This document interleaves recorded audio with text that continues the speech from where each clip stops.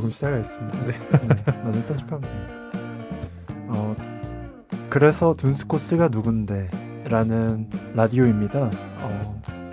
이제 저희가 첫 화를 시작을 할 건데요.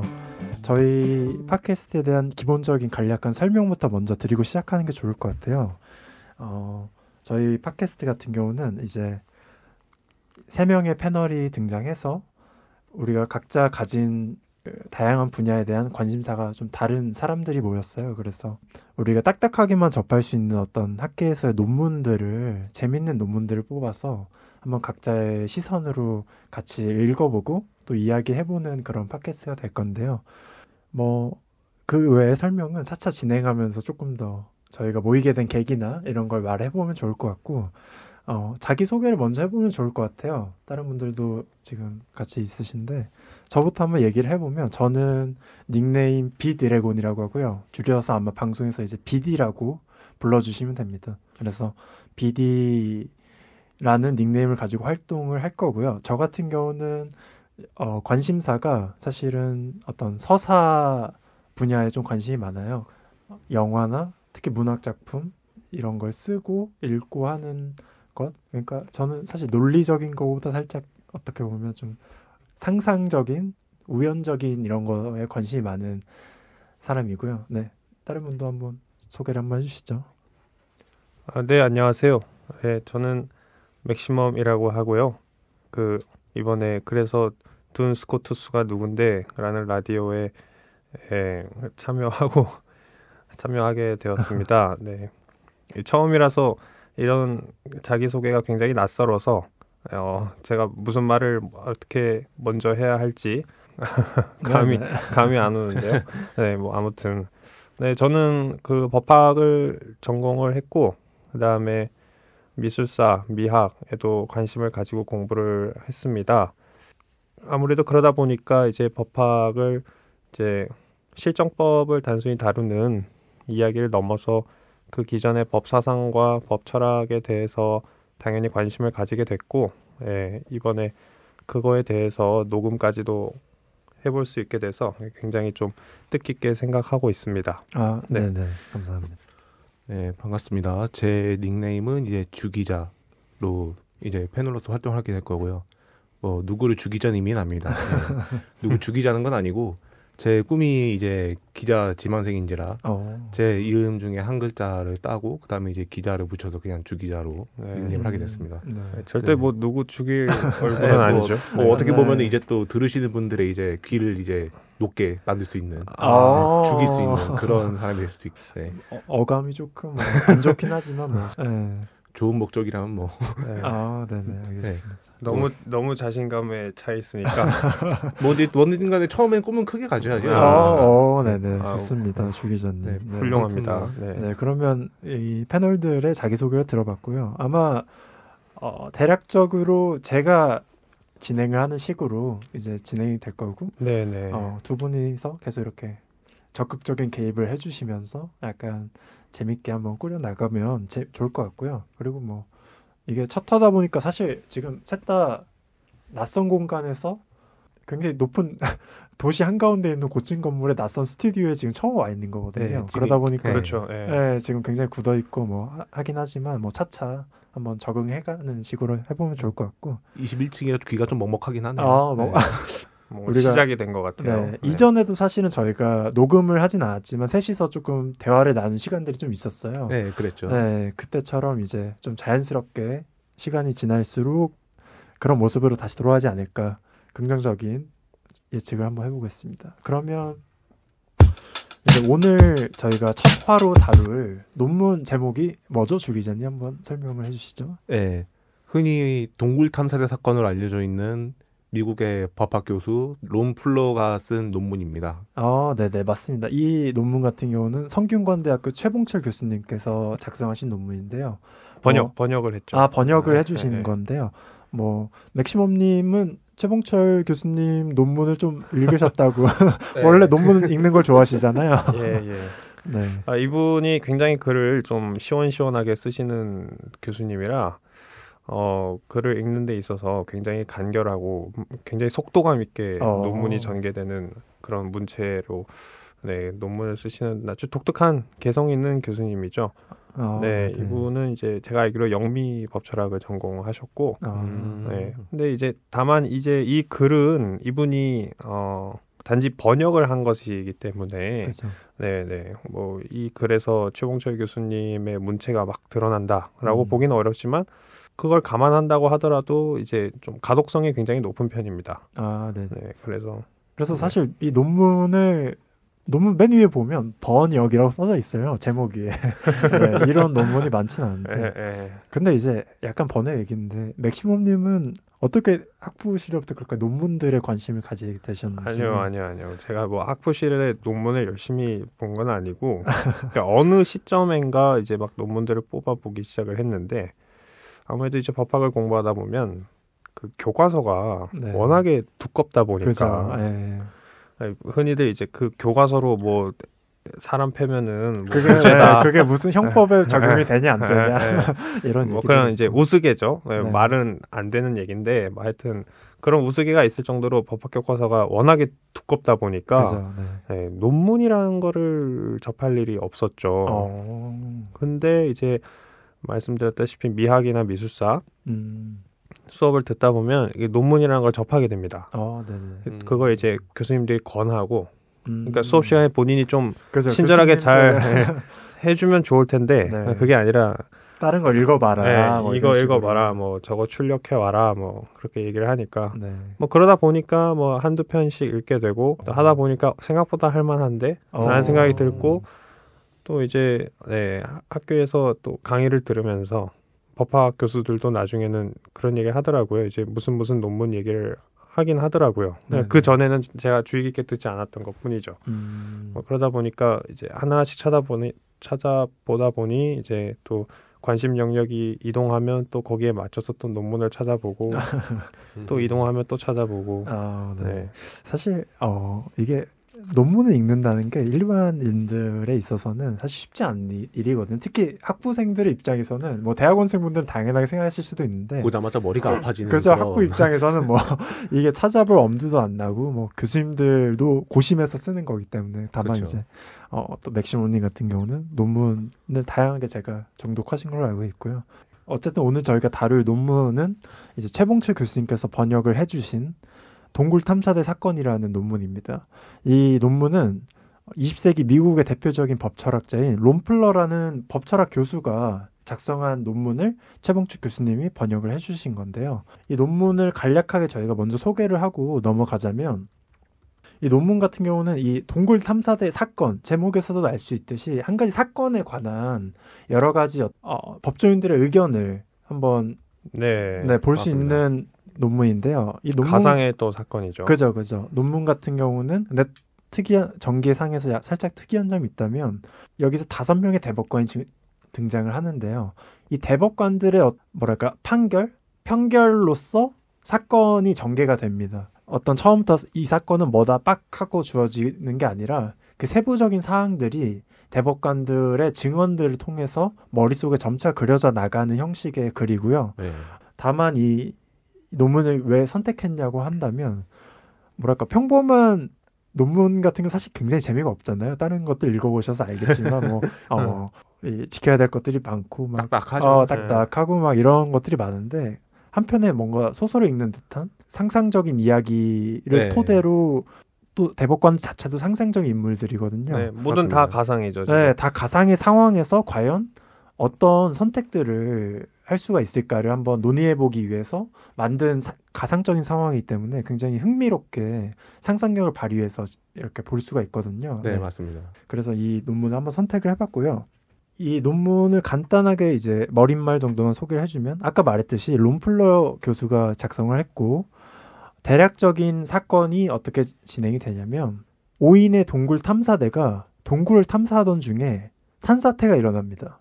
그래서 동굴 입구가 막히게 되고 그 안에서 이제 오랜 기간 머물면서 생존을 하기 위해서 동료를 살해해서 먹었던 것이 이 가상적인 사건의 설정인데요. 끔찍한데요? 가상적인 사건의 설정인데요. 이 글이 발표되고 나서 여러 가지 이제 반향이 있었어요. 첫 번째는 뭐 미스터리 작가나 소설가들이 되게 관심을 많이 보였다고 해요. 왜냐하면 기본적인 어떤 논문의 구조나 법학자들이 또 가정하는 걸 굉장히 싫어하잖아요. 그렇죠. 만약에 이랬다면 이렇게 됐었을 것이다 이런 의견들을 굉장히 싫어하는데 그것과 다르게 되게 상상력을 발휘해서 쓴 이야기라는 점에서 작가들이 소설가들이 관심을 가졌다 그러고 두 번째는 이 이후에도 법학자들이 이제 여기 이 논문에서는 5명의 대법관이 등장하지만 그 이후에도 법학자들을 새롭게 등장시켜서 계속 이 이야기를 이어서 나갔다고 해요. 그래서 이게 계속해서 후대에도 연결이 됐다는 측면에서 좋은 시작점이 됐다 이런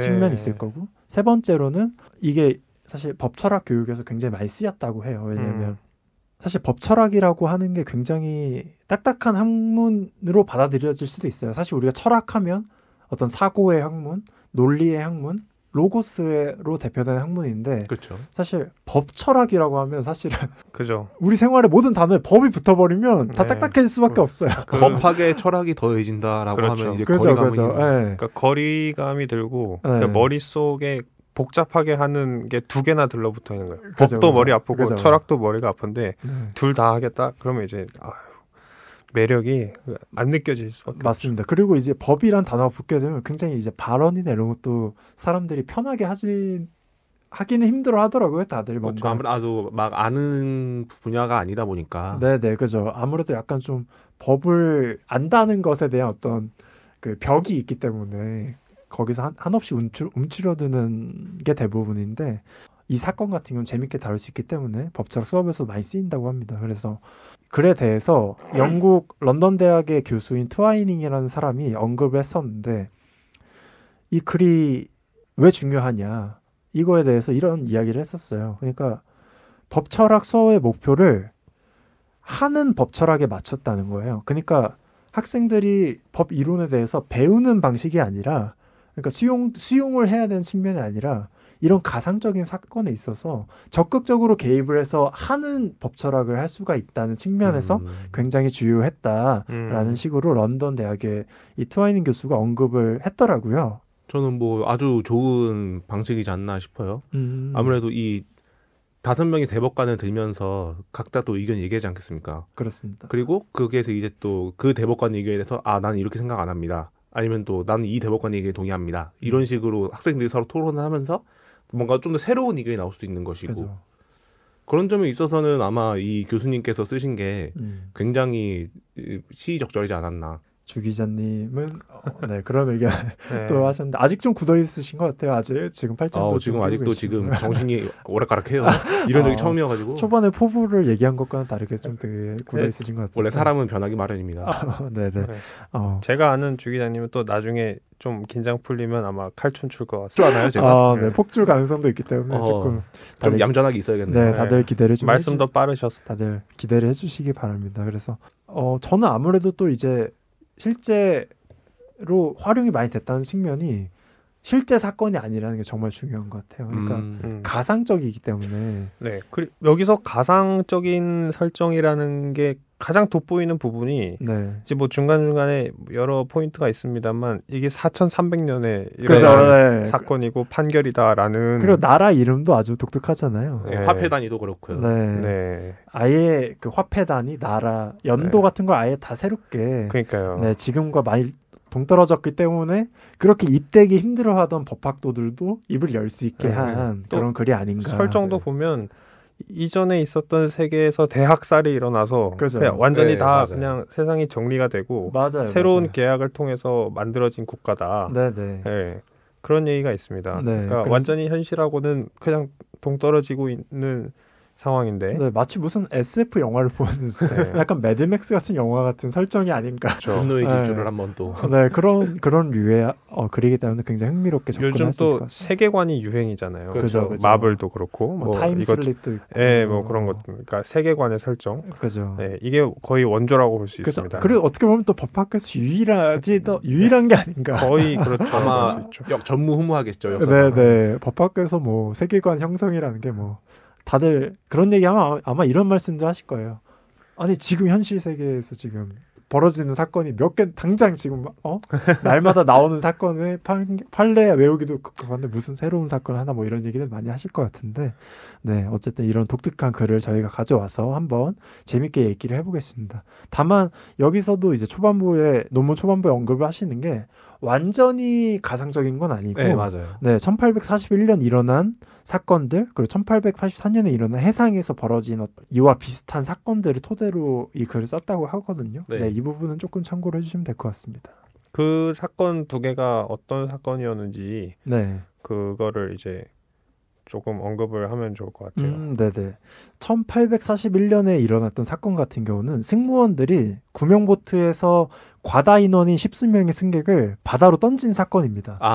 그러니까 이게 뭐 머릿속에 자세히 그려지지 않는데 자리가 없었나 보다. 네, 그런 것 같아요. 많이 더 태웠으면 이제 구명보트가 가라앉게 생겼으니까 승무원들이 이제 그 우리가 아는 영화 중에서도 타이타닉 나오는 영화 뭐였죠?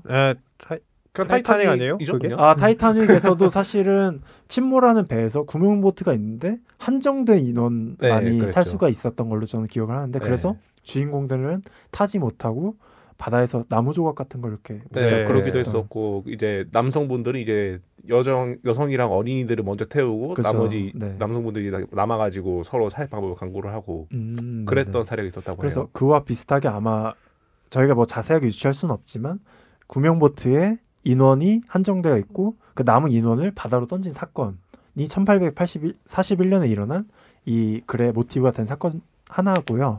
다른 하나는 1884년에 역시 해상에서 벌어진 사건인데 가장 기력이 쇠한 동료 승무원을 나머지 3명의 승무원이 먹기 위해서 살해한 사건입니다.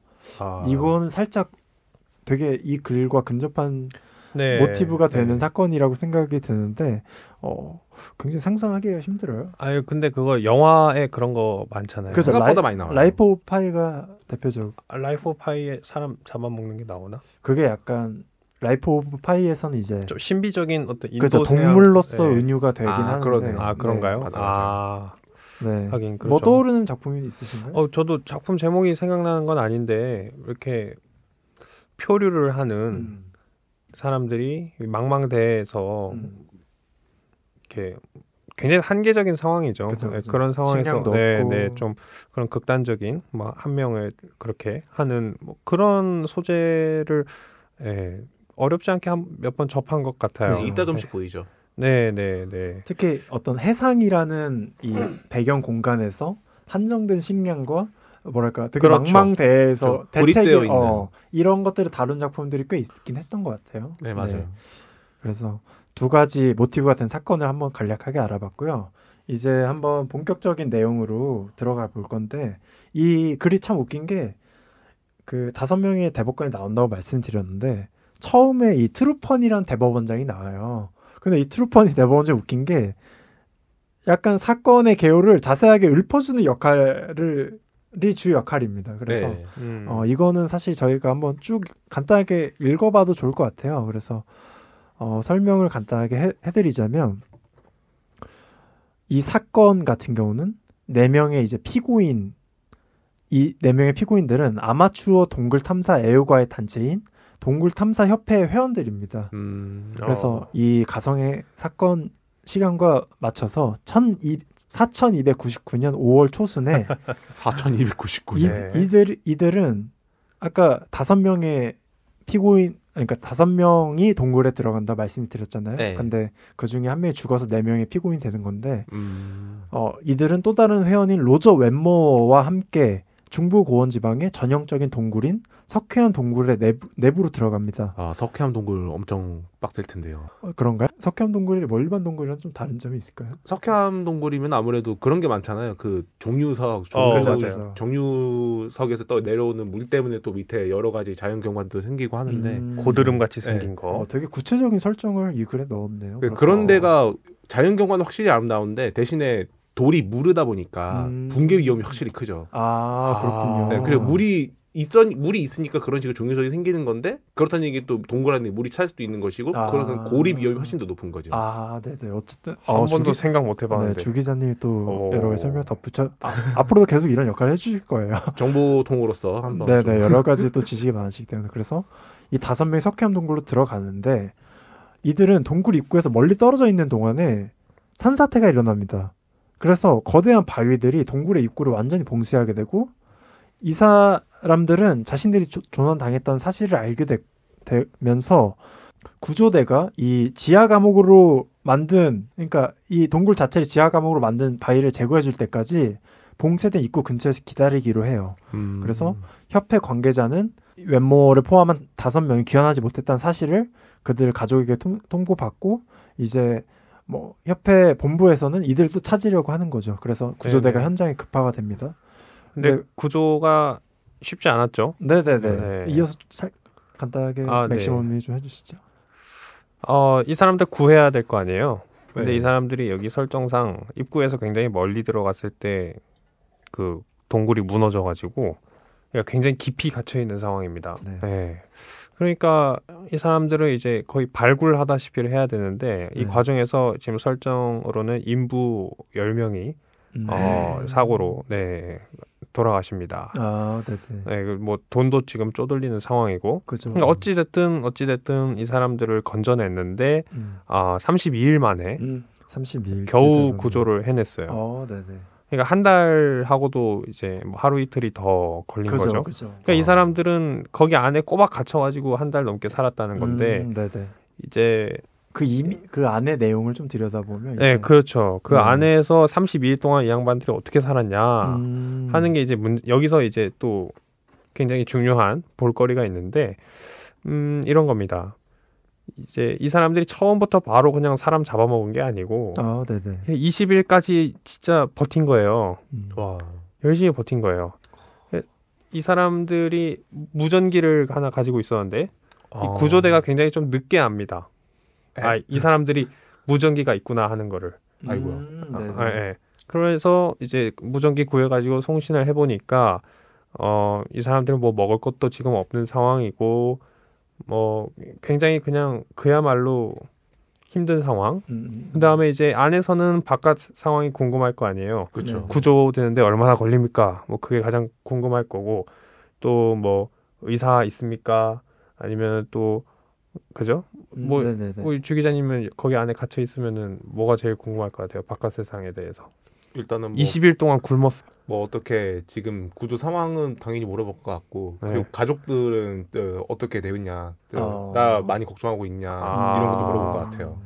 가족 걱정은 안 해도 될 것 같은데 가족이 본인을 제일 걱정할 것 같은데. 아니 근데 뭐 본인이 생업이 있는 사람인데 뭐 가족들은 없고 그러면 또 이제 가족들이 어떻게 살지가 또 문제니까. 그죠. 그것도 뭐 그럴 수 있죠. 네, 맞아요. 혹시 그 BD 군은 어떻게? 저 같은 경우는 일단 고립이 됐다. 아마 제 성격으로 비추어 볼 때 20일 굶었어요. 굉장히 예민해진 상태일 겁니다. 그렇죠. 굉장히 예민할 테고 저 같은 경우는 사실은 뭔가 막 사람들이랑 크게 어울리고 하는 건 크게 관심이 없는데 최소한의 것은 갖춰진 삶을 살아야 된다는 게 저한테 되게 중요한 요소거든요.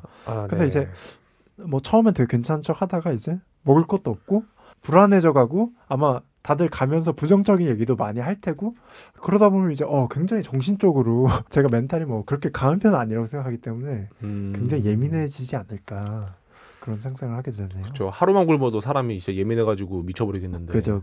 거의 한 20일을 굶어가면서 버틴다? 상상도 하기 싫네요. 저는 근데 이렇게 생각합니다. 20일을 굶는다? 뭐 물론 이제 안에 뭐 이렇게 크래커 같은 거 몇 개, 뭐 육포나 이런 거 갖고 갔을 수는 있겠죠. 그거 뭐 얼마나 먹었겠습니까? 그렇죠. 그러니까 저는 일단 20일을 굶고 살아 있다는 설정 자체가 저로서는 상상도 할 수 없는 거예요. 말은 할 수 없을 것 같아요. 말도 못 할 것 같아요. 그죠. 그러니까 살아 있다는 게 생명이 붙어 있다는 거지. 그렇죠. 숨만 겨우 쉬고 있는 거지. 뭐 사고 자체가 정상적인 생활을 할 수가 없다. 네. 그다음에 뭐 그죠? 뭐 냄새도 못 맡을 것 같고 뭐 생각은 뭐 말도 못 하고 말도 안 나올 것 같아요. 입을 뻐끔뻐끔 하는 것도 쉽지 않을 것 같아요. 진짜 단순히 숨만 붙어 있는 거죠. 그렇죠. 이게 그 조난 당했을 때 333 법칙이란 게 있어요. 333 법칙. 그게 뭐냐면은 3분 동안 공기 물 없이 3일, 그 다음에 이제 3주 동안 음식 없이. 3주? 네, 그게 딱 3주거든요. 그러니까 이 사람들이 죽기 직전이었다. 네. 아, 그러네. 21일이면은 거의 진짜 3주인 거죠. 진짜 거의 한계치에 달하는 수준. 이 상황 안에서는 20일째 되는 날 무전기로 이제 구조대랑 소통을 하게 되니까. 그러네요. 네. 절묘합니다. 333 버치. 네. 네네. 그럼 주 기자님 좀 이어서 설명을 조금 해주실 수 있을까요? 그래서 이제 송수신이 가능한 이제 무전기가 있다는 걸 알고 이제 구조대로 소통을 하죠. 그래서 이제 탐사대들은 이제 구조대한테 우리 꺼내는데 얼마나 걸릴 것 같나요? 이렇게 물어봤더니 기술팀에서 이제 산사태는 발생하지 않는다고 하더라도 한 열흘 정도 걸릴 겁니다. 그러니까 이제 30일쯤은 돼야지 이제 최소한 안 돼. 그때는 걸린다는 지금까지 거죠. 20일 버텼는데 간시 연락 닿았는데 얼마나 더 걸리냐니까 열흘은 더 필요할 것 같습니다. 네네. 그래서 일단 1차적으로 절망하는 그들이 이제 의사한테 일단은 전화를 합니다. 네네. 연락을 해서 만일 우리가 이제 열흘 동안 음식을 아무것도 먹지 않고 버틸 수 있냐 물어봤죠. 한번 진짜 의학적으로 가능하냐 이게 가능한 문제냐. 네. 하지만 의사의 반응은 그런 거 없다. 333. 네. 3주. 그죠. 그 의사는 333 이제... 법칙을 알고 있었겠죠. 네. 네. 그리고 이제 동굴의 무전기는 끊깁니다. 8시간 동안 연락이 아무것도 오지 않아요. 그래서 이제 8시간 뒤에 다시 무전이 연결이 됩니다. 네네. 다시 연결되는구나. 네. 연결이 되고 이제 의사랑 다시 좀 연락을 하게 해달라고 부탁을 해요. 그리고 의사한테 물어보는데 그 질문이 좀 많이 충격적입니다. 어떤 질문이죠? 만일 우리가 인간의 살을 먹는다면 인육을 먹는다면 열을 버틸 수 있을까요? 한 명의 살을 먹는다면? 네. 와. 그리고 의사는 마지못해서 살아남을 수 있다고 대답을 합니다. 어쨌든 먹으면 살아남을 수는 있으니까요. 근데 이 상황 생각해봤을 때 8시간 동안 도대체 무슨 논의가 오고 갔을까? 그러니까 간신히 닿아서 열흘 더 걸린다 그랬고 의사는 가능성 없다 해서 이 5명이서 굉장히 치열한 논의를 했을 거란 말이죠. 그렇죠. 네네. 그래서 계속 해주시죠. 그래서 그 질문했던 사람이 바로 웬모어라는 사람이었습니다. 웬모어. 앞에서 소개해주신. 그죠. 네. 그리고 그는 이제 또 하나를 또 물었습니다. 주사위를 던져서 누가 이상향이 될 것인지를 정해도 되겠습니까? 주사위를 던지면은 확률은 정말 6분의 1이잖아요. 네네. 사람은 5명이니까 뭐 어떻게 정해질지는 정확히는 잘 모르겠습니다. 그렇죠, 근데 이게 웃긴 게 이래도 되냐고 물어본 거예요. 그러니까 조언을 구했다고 여기 나와 있는데 이 다음도 사실 누구한테 물어봤는지도 되게 재밌거든요. 네. 그래서 의사한테 먼저 이걸 물어봤어요. 그랬더니 의사는 대답하지 않아요. 네. 아무도 대답을 안 하려고 했죠. 사실 이거 여기서 대답을 한다는 것 자체가 그죠. 이게 뭐 직접적이진 않아도 정말 안에서 그런 일이 일어난다면 내 손에 피를 묻히는 이 느낌이 들 것 같은데. 그죠. 뭐 대답을 하기가 애매하죠. 네. 그래서 또 누구한테 물어봤죠? 그러고 이제 의사한테는 답이 없으니까 판사나 공무원한테 물어보기로 했어요. 그래서 현장에 판사나 공무원이 있느냐? 법이나 행정적으로 문제가 될까요? 약간 이렇게 물어본 느낌이죠. 아마 그런 쪽으로 물어보지 않았을까 싶긴 해요. 네. 하지만 그랬는데도 대답은 없었어요. 독한 사람들. 네. 그래서 마지막으로 성직자를 찾아요. 성직자까지도 가는군요. 네. 하지만 구조대 중에는 성직자가 없었습니다. 그래서 결국 아무런 대답도 듣지 못해요. 그리고 교신이 다시 끊기죠. 네.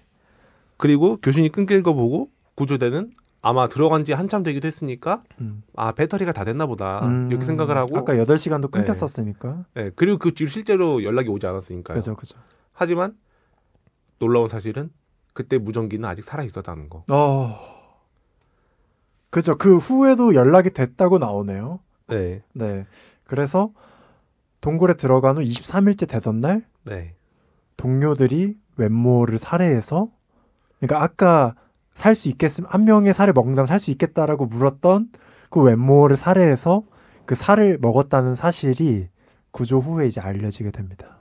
결국 3일 만에 싸늘한 시체가 돼버린 웬모어는 그래서 제가 사실 아까 얘기했던 게 5명이서 들어갔지만 지금 이 사건을 다루는 데서 피고인이 4명이라고 제가 말씀드렸었죠. 한 명은 희생이 됐죠. 한 명은 희생이 됐고 이제 이 4명 그러니까 웬모를 나눠 먹은 이 4명이 재판으로 오게 됩니다.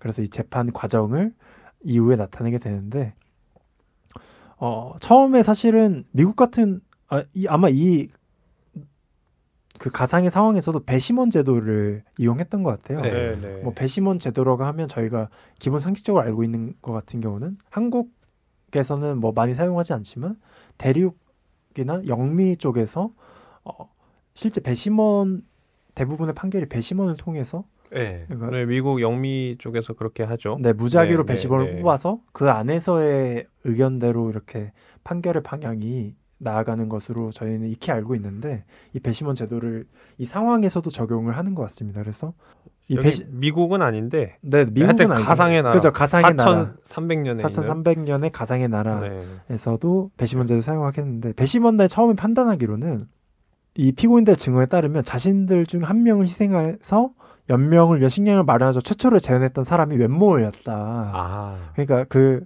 가능성을 한번 물어봤던 웬모어가 처음에 그걸 제안했었고 자신이 우연히 주사위도 가지고 있었대요. 웬모어가. 그래서 희생양을 정하고 자고 최초로 제안했던 사람도 웬모어였다고 합니다. 그래서 꼭 뭘 하자고 하는 사람이 꼭 걸려. 그러니까요. 꼭 걸린다니까요. 근데 다만 여기서 중요한 점은 이 피고인들의 진술이라는 거예요. 이게 그쵸. 사실이라는 게 아니라 피고인들이 이렇게 말을 하고 있는데 쭉 더 이야기를 해보자면 피고인들은 처음에는 이 웬모가 제시한 궁여지책을 받아들이려고 하지 않았다고 합니다. 그렇죠. 누가 죽을지 모르는데. 그죠. 굉장히 어떻게 보면 과감한 제안이에요. 이게 이 생존의 상황에서 감성적으로는 공감하기 힘든 제안이잖아요. 그렇죠. 그러다 보니까 웬모 제안을 했고 대다수가 받아들이지 않으려고 했지만 무선 교신에서 아까 웬모가 한번 물어봤다고 했죠. 의사한테. 네. 그래서 물어보고 나서 마침내 다들 이제 더 이상 방법이 없겠구나 해가지고 마침내 다들 동의를 하게 됩니다. 그래서 이 주사위를 이용한 방식에 대해서 논의를 많이 하게 됐고 마침내 이 주사위를 사용한 방식에 다들 합의를 하게 돼요. 그래서 이제 우리 5명이서 합의를 해가지고 이 방식으로 흘러가겠구나 싶은데 근데 여기서 또 약간의 반전이 있죠. 네. 웬모어가 갑자기 태세 전환을. 이 웬모어가 갑자기 제안을 했던 웬모어가 곰곰이 생각을 해보니까 이 방식이 너무 가증스럽고 무서운 방식이라는 내가 제안을 했지만 너무 잔인한 방법이 아닌가 해서 그럴 거면 제안을 왜 한 걸까요? 그죠. 그러기도 하는데 고민을 하게 됐던 거죠. 그래서 일주일을 더 기다리기로 결정을 하게 됐고 결국에 주사위를 던지기 직전에 웬모 자신은 참가하지 않겠다고 선언을 하게 돼요. 네. 와, 의사를 철회했죠. 그죠. 의사를 철회한 건데 그래서 결국 다른 사람들은 굉장히 웬모를 비난하게 됩니다. 왜냐하면 자기가 제안을 했고 결국 합의까지 이르렀는데 왜 약속을 파기하느냐 이런 식의 의견인 거죠. 그래서 웬모의 이제 주사위 던질 순서가 됐을 때 피고인들은 웬모한테 이 공정성에 대해서 반대하는 걸 물었고 그는 반대하지 않는다고 갑자기 또 말을 했다고 해요. 이게 좀 웬모도 아마 정신이 오락가락 좀 했던 아마 그랬을 수도 있고 그 주사위 던지는 거의 공정성에 대해서는 반대를 하지 않았다는 거니까 설마 나는 안 걸리겠지라는 심보였을 수도 모르죠. 약간 좀 줄타기를 했던 상황일 수도 있던 것 같기도 하네요. 제 생각엔 그건 것 같아요. 그래서 뭐 오락가락 한 것도 오락가락 한 거고 그러니까 사실은 이런 극단적인 상황에서 이게 그런 인육을 먹어야 할 수밖에 없다라는 생각을 누구나 머릿속에 할 텐데 그죠. 사실 그 생각을 하는 것조차 이미 금기잖아요. 그죠. 어떻게 보면. 그러니까 금기야. 그러니까 5명이 아마 그 생각을 다 했을 거란 말이죠. 근데 한 명이 웬모어가 용기를 내서 그 얘기를 이제 입을 뗀 거죠. 누구나 다 공감은 하지만 차마 말할 수 없는. 차마 말로서 꺼내지 않던 얘기를 용기를 가지고 웬모어는 그걸 입 밖에 꺼낸 거고 이제 그 사람들은 이제 그게 어쨌든 금기니까 그죠. 굉장히 저항을 하다가 또 의사는 당신들 정말 얼마 못 간다. 쉽지 않을 거다. 뭐 그런 얘기를 한 거고 이제 거기에 대해서 여전히 윤리적인 문제가 남기 때문에 그죠. 금기니까 카니발리즘은 진짜 금기 아닙니까? 인간으로서. 그죠. 그러니까 여러 사람들한테 자문을 구했는데 어느 누구도 자문을 해주지 않았죠. 의사도 침묵하고 그러면 주변에 판사가 있느냐 뭐 누가 공무원 같은 사람 누가 있느냐 심지어 성직자도 있느냐 했는데 아무도 없었어. 대답도 안 해줘. 그죠. 그러니까 이 사람들은 이제 오로지 선택은 우리 몫이구나. 그렇죠. 라는 선택을 누가 한 거죠. 구원해줄 수가 없다. 사실은 우리를. 누구한테 대신에 선택을 대신해줄 사람도 없고 정신적으로 어떤 지주가 돼줄 만한 것도 없고 이제 자기네들밖에 없는 거예요. 그러니까 아마 그 무전기도 그 약이 아직 살아 있었다 그러잖아요. 네. 무전기가. 근데도 그 무전기를 또 다시 들지 않고 그냥 우리끼리 알아서 하겠다. 우리끼리 알아서 할 수밖에 없다. 우리 몫이다. 우리 몫이다. 우리끼리 합의를 해서 네. 우리끼리 생존을 해야 된다. 이 두꺼운 돌을 단기간에 뚫을 수가 없기 때문에 그때 이 사람들은 마음을 먹은 거지. 누군가는 죽어야 되겠구나. 어떻게 보면 한계적 상황에 직면했다고도 그렇죠. 너무나 한계적인 상황이죠. 그죠. 한계적 상황에 직면했다고도 표현할 수 있을 것 그래서 같은데 다 마음을 먹었는데 그래서 자기 목숨을 건 주사위 던지기를 했는데 외모 이놈이 갑자기 했고, 빠지겠다 그러네. 그럼 안 되겠다. 너다. 찍어버린 건가요? 그래. 마침 잘 됐다. 너밖에 이런 괘씸한 이 괘씸한 이런 윤리적인 고민과 그죠? 심지어 그 사람들 실행을 일부 한 거예요. 주사위를 던졌다는 것 자체가 그죠. 나는 이 정말 말도 안 되는 이 게임에 나는 참여하겠다라는 행위를 한 건데 정작 이 게임을 제안한 당신은 이 사람은 여전히 꺼림칙한 거지. 그렇죠. 그러니까 난 빠지겠다. 이렇게 해버리니까 외모가 몰리는 거죠. 그죠. 몰릴 수밖에 없을 것 같아요. 어떻게 보면 그게 뭐 선의였든 간에 뭐 좋은 의도에서 했던 간에 약간 상황적으로 뭔가 빠지기 힘든 상황들 있잖아요. 내가 제안했음에도 뺄 수는 없고. 그래서 그런 상황에 외모가 처했고 근데 또 거기서 거짓말은 못하니까 주사위를 던지는 것 자체는 반대를 하지 않는다. 그렇지. 하니까 나머지 4명 중에 1명이 이것 봐라. 왼모를 대신해서 주사위를 던져버립니다. 흑기사인가요? 그래서 결국 근데 주사위는 그의 편이 아니었고 결국 왼모는 살해되어 동료들의 식량으로 사용되게 됩니다. 네, 이게 어떤 전반적인 상황이고요. 한계 상황을 설명을 해드렸고요. 네. 트루퍼니가 쭉 설명을 대법원장이 지금 대법원장이 계속 설명하고 있는 상황입니다. 그렇죠. 네네. 그래서 이 피고인들 구조된 후에 뭐 정신적 충격을 받고 입원 치료를 받았고 그 다음에 이제 왼모를 살해된 혐의로 기소가 됩니다. 재판 심리가 종결된 후에 배심원단들끼리 이제 토의 과정이 있잖아요. 배심원 제도에서는. 네. 그래서 이 사람 유죄인가 무죄인가 뭐 이런 거에 대한 다양한 직군의 사람들이 다양한 의견을 내게 되고 이 판결을 어느 정도 해가지고 재판부한테 이제 배심원들의 의견은 이것이다 하고 전달을 해주는 과정이 있는데 여기서 되게 예외적으로 판결을 해봤는데 우리끼리 못 내리겠다. 판결을 우리끼리 못 내리겠다 해가지고 재판부 너네가 좀 해줘라. 이게 너무 어려운 상황이다 해서 되게 밀었어. 밀어버렸어. 배심원단 자체도 밀어버렸고 그래서 재판부는 이 배심원단과 논의를 해보고 나서 그래 알겠다는 뜻을 밝혔고 이제 그 다음에 이제 이 판결을 바탕으로 해서 1심 법원 판사가 이제 그 피고인들한테 살인죄를 인정을 합니다. 인정을 하는군요. 네. 네. 근데 그것도 그 전에 그 배심원단이 판결문에 있던 그 사실관계들 다 인정을 했고 이제 그거에 대해서 법원이 이제 판결을 하면은 피고인들이 유죄를 판단되면 우리도 그 유죄 인정하겠다라고 해갖고 자동으로 배심원단 역시 유죄 판정을 인정했고요. 그죠. 인정된 거와 마찬가지예요. 네. 그래서 교수형이 선고가 됐죠. 살인죄가 인정된 교수형을 선고합니다.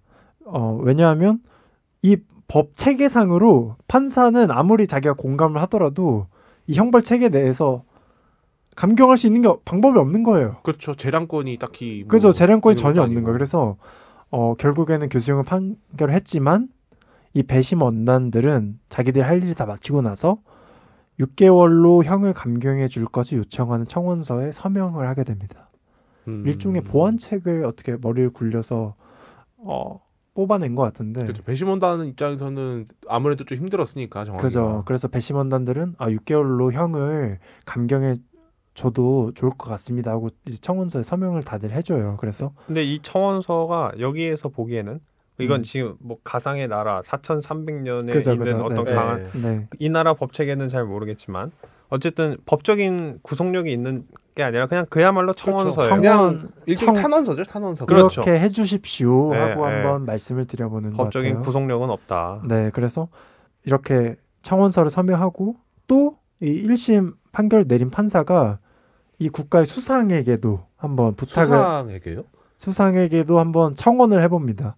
그래서 이 수상이 아직 결정은 내리지는 않았어요. 근데 이 수상 뭐 제도라고 하니까 되게 높은 직위에 있는 사람한테 한번 그렇죠. 이 사안의 특수성을 어필하면서 얘기를 했던 것 같아요. 최소한 국가의 넘버 2 정도는 되는 사람이 최소한 뭐 넘버 2는 되겠죠. 그래서 네, 뭐 대통령인지 그 총리급에 얘기하는 수상인지는 모르겠지만 네, 그래서 청원을 행정 권력에 지금 네 한번 기대해 보기로 하고 이제 대통령쯤 될 것 같은데 그래서 말하는 네, 뭐 그렇습니다. 네. 그래서 한번 청원을 해보고 이걸 좀 기다리고 있어요. 그래서 여기서 아직도 대법관이 얘기하고 있는 거예요. 그래서 뭐 본인이라는 표현을 많이 하는데 사실 이 5명의 대법관은 그러니까 대법원장이죠. 이 트루퍼니 대법원장은 살짝 조금 회피하는 듯한 판결을 내리게 되는데 이 사건을 다룸에 있어서 배심원단과 1심 법원의 판사는 공정하고 현명했다.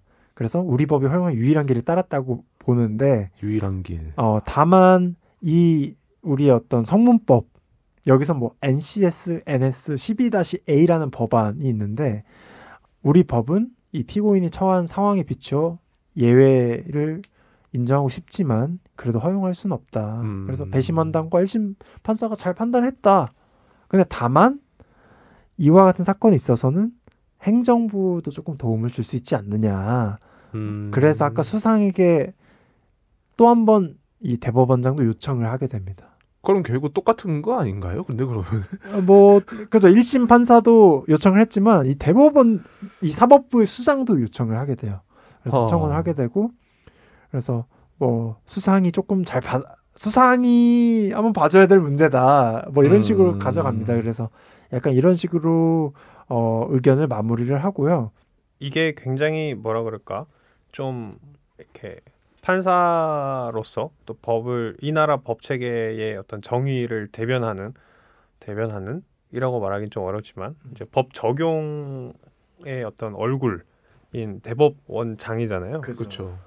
그러니까 이 사람으로서는 이제 법의 질서를 준수하는 태도도 당연히 보여야 하는 것인데 그렇죠. 또 한편으로는 이제 정의를 생각하지 않을 수 없으니까 이렇게 예외적인 극단적 한계 상황에 대해서 좀 뭐랄까 이 사람들을 구제할 수 있는 방안이 있었으면 좋겠다라는 생각을 또 한 걸로 보입니다.